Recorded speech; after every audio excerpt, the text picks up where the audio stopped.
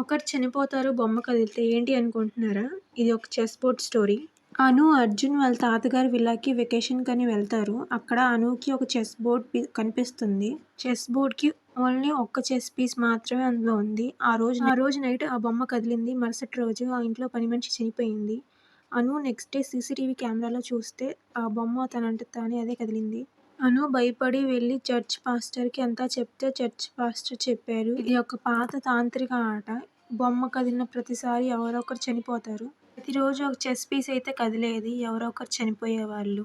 అర్జున్ మాత్రం ఇవన్నీ నమ్మలేదు. ఇయన్నీ మూఢనమ్మకాలు అనుకున్నాడు. చెస్ బోర్డ్ వెనక అర్జున్ ఫోటో ఉంది. అది చూసి అర్జున్‌కి ఏం అర్థం కాలేదు.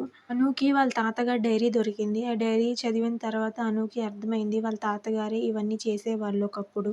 చివరి బొమ్మ కదిలినప్పుడు చెస్ బోర్డ్ యజమాని చనిపోవాలి. అను ఆ డైరీ అంతా చదివాక ఆ చెస్ బోర్డ్ కాల్చేయాలని చూసింది. కానీ అదే రోజు నైట్ మళ్ళీ వాళ్ళ బెడ్‌రూమ్‌లోనే ఆ చెస్ బోర్డ్ కనిపించింది.